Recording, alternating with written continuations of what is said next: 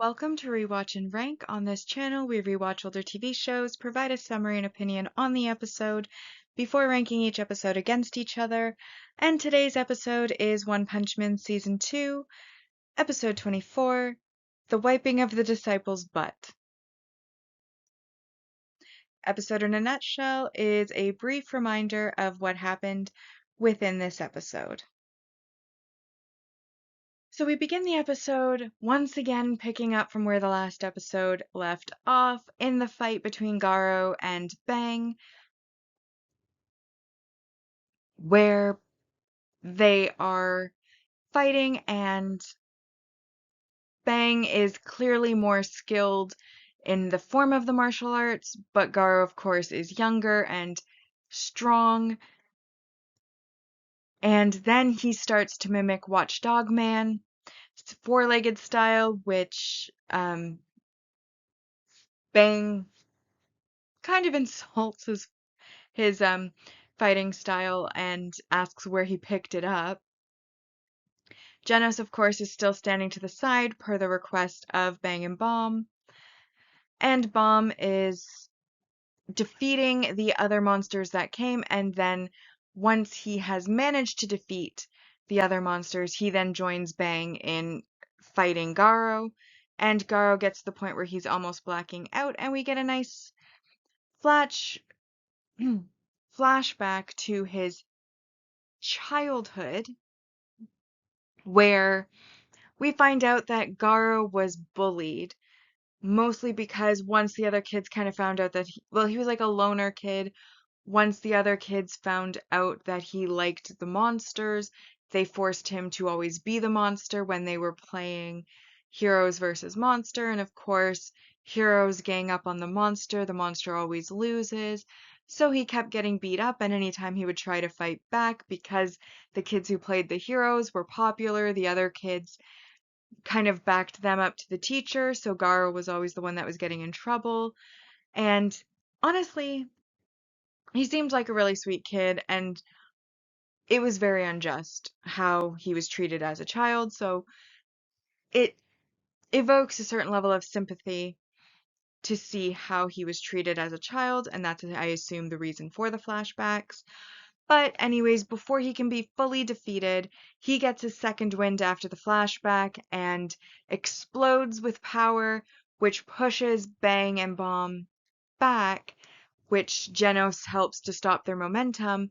But this gives Phoenix Man the opening that he needed, and he swoops down and takes Garo up into the sky, and then he yells out that he is Garo, and the Elder Centipede that we had seen way back at the beginning of the season reappears in order to fight Bang, Bomb, and Genos. And Phoenix Man then takes Garo towards the Monster Association, even though Garo still protests that he doesn't really want to go there. Of course, when the Elder Centipede comes out from underground, it weakens a lot of the ground, so initially Bang and Genos have to save the other heroes from falling into the cracks created, and they end up laid out on the side, while Bomb and Bang take on Elder Centipede to start with. They use a combined attack, which only unfortunately makes the Elder Centipede molt and then renew its armor. Genos then tries his hand, and he can't do any damage to the outside because the carapace is too hard, so he ends up going inside of the Elder Centipede, and he uses his cannon in there, which does allow him to break free of the inside. Unfortunately, the regenerative powers of this Elder Centipede they're too great, and his attack doesn't really actually do much of anything.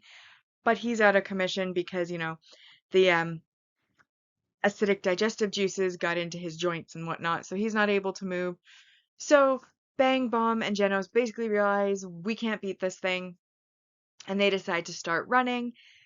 Bomb carries the other heroes, while Genos is carried by Bang, and they start running. But then they realize they're running towards the city, which leads the centipede to the city, and this, of course, means that they want to stop, turn around, and make their last stand, or at least Bang's gonna make his last stand. He puts Genos against a tree so he can take his shirt off in order to fight the centipede and give it all he's got.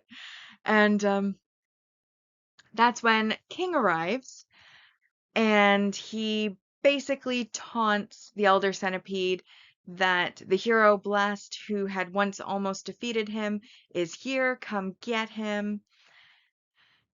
And we then get a little bit of a side note to the Hero Association where it's explained that King called into the association for anything he can use to taunt the centipede, and even though it was classified, he was given the information about the encounter with Blast years ago that Centipede had. So this works. Elder Centipede comes tearing at King, and then King basically about to have a major breakdown because, he is a coward ultimately, luckily came with Saitama, who then is able to punch the Elder Centipede, and the Elder Centipede completely disintegrates, which then opens up a path where he can see Bang, Bomb, and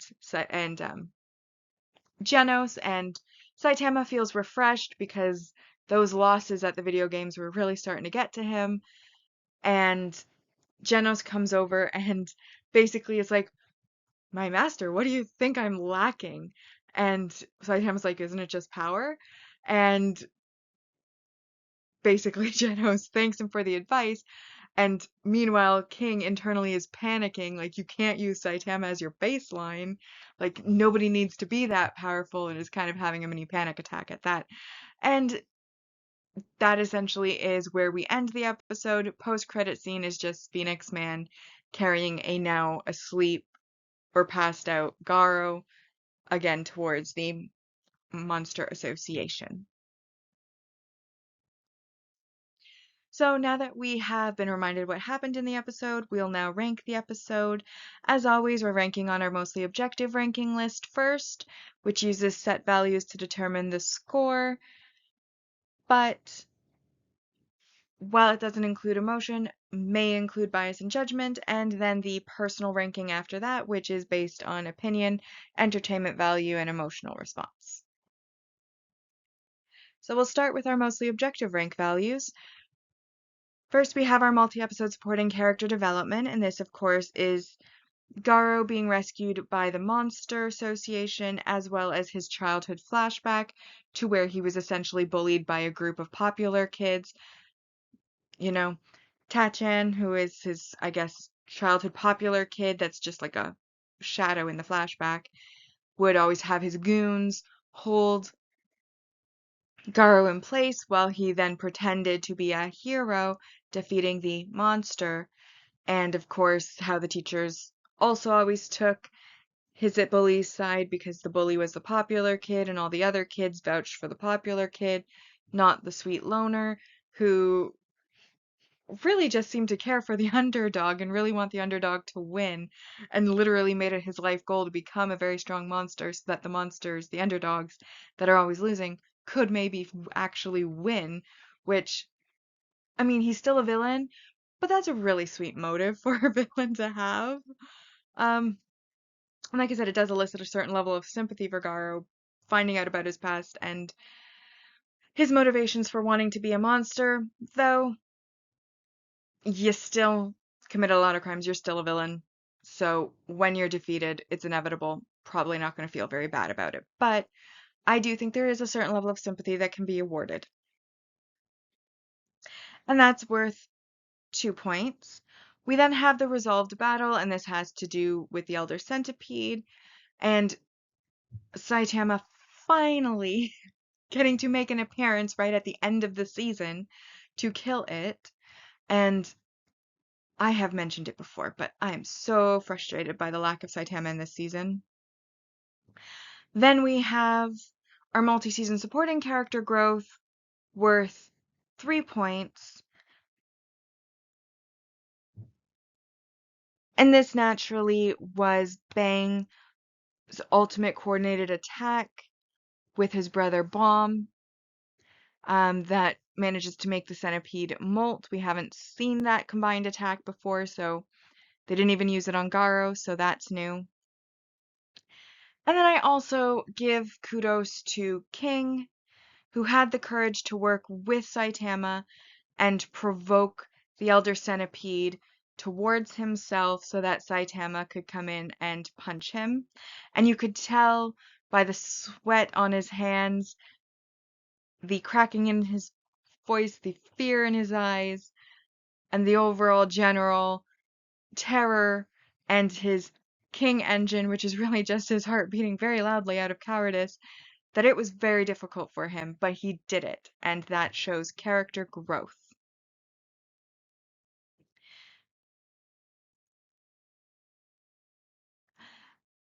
And that then gives us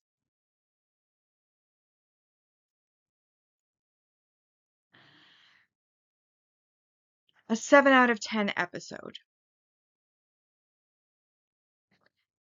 Because while Bang's ultimate coordinated attack with his brother was new, I don't think it's really worth 3 points on its own, but combined with King's increase in courage or showing of courage that he did not have necessarily at the start of the season before meeting Saitama, I think that's worth the 3 points. So now we come to the season ranking definitively for season 2, and that has in first place The Human Monster, second The Hunt Begins, third The Metal Bat, fourth Return of the Hero, fifth The Martial Arts Tournament, sixth The S-Class Heroes, seventh The Varieties of Pride, eighth The Monster Uprising, ninth The Wiping of the Disciples' Butt, which was this episode, 10th Justice Under Siege, 11th we have The Troubles of the Strongest, and then in 12th place, The Resistance of the Strong.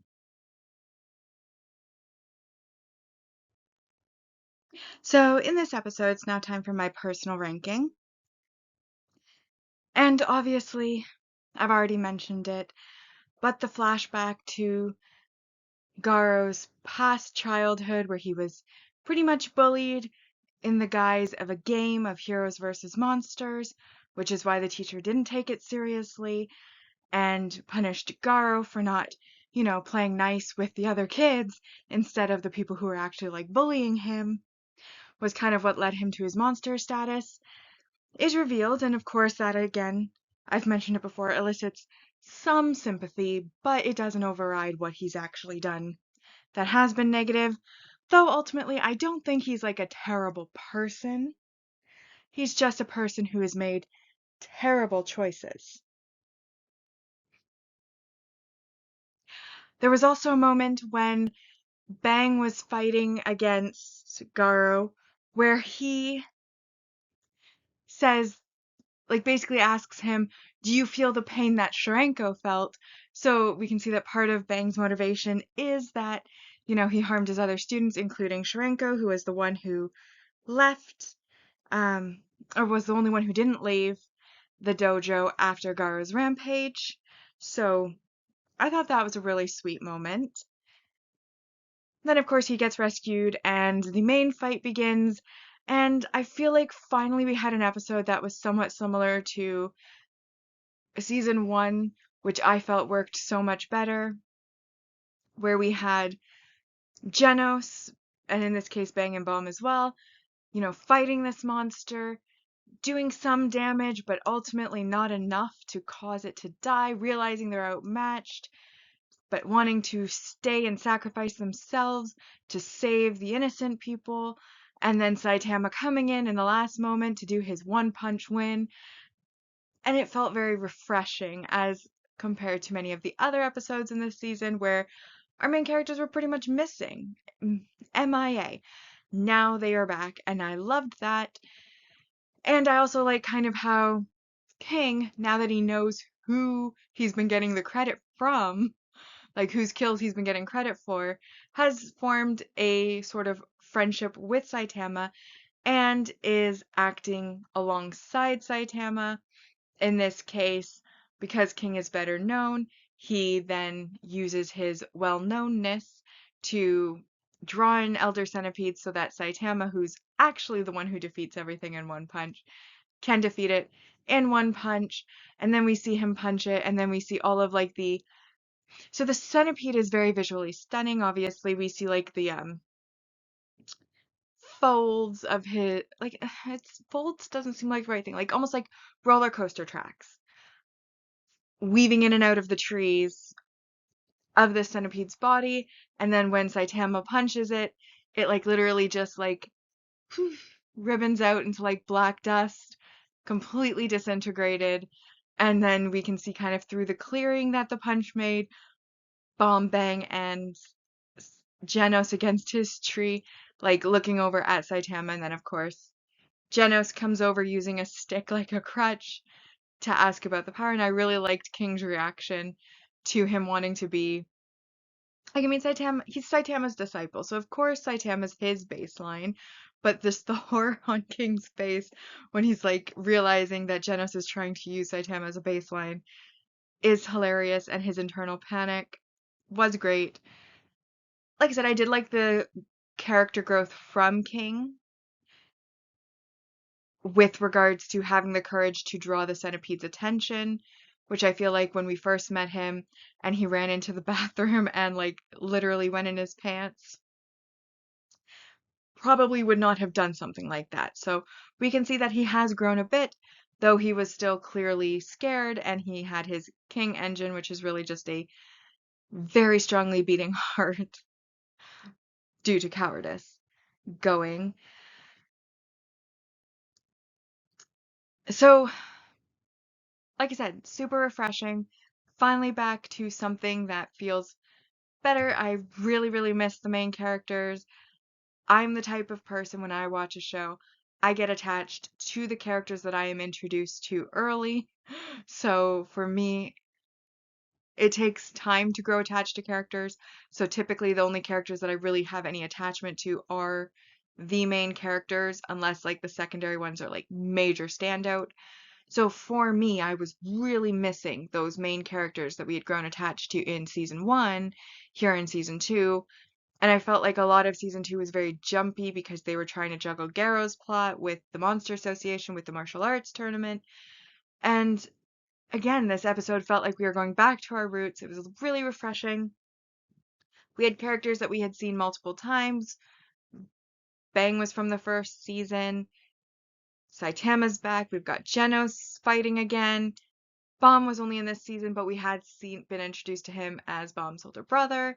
So yes, very good episode as compared to the other episodes so far. And that is why I gave it a 9 out of 10. Or did I give it a 10?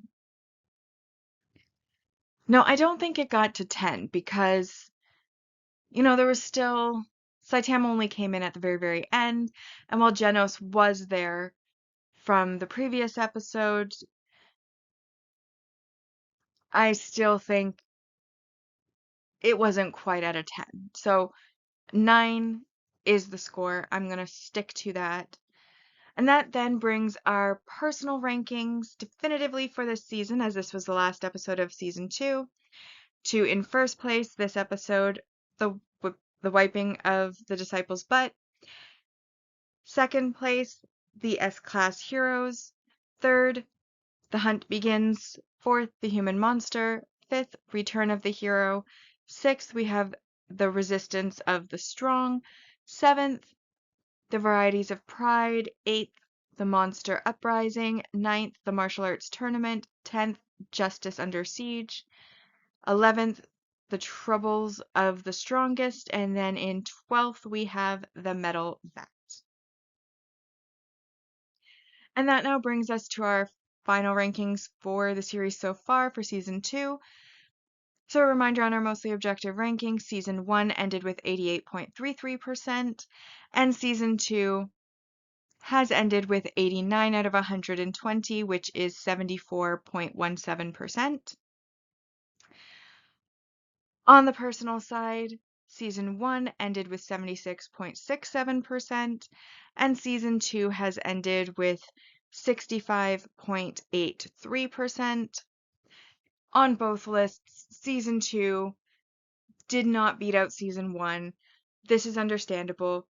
I've given the reasons why throughout the episodes, but honestly, I am not surprised that it did not beat out season 1, and it did not beat out season 1 by a pretty large margin. And again, I understand why. Now, I have heard rumors that there is potentially a season 3 in the works through like various articles online. And if a season 3 does come out, I will, of course, pick that up again. It probably won't be a rewatch, it'll be more of a react because probably you won't watch it and then just like rewatch it just for the sake of these videos. I probably will just make the videos as I watch it for the first time if it comes out. But for now, season 1 and season 2, we have completed. And now we just have the OVAs to go through and special episodes. But for now, with that, we've rewatched and ranked One Punch Man Season 2, Episode 24, The Wiping of the Disciples' Butt. Like and subscribe if you'd like to, and I'll see you in the next episode.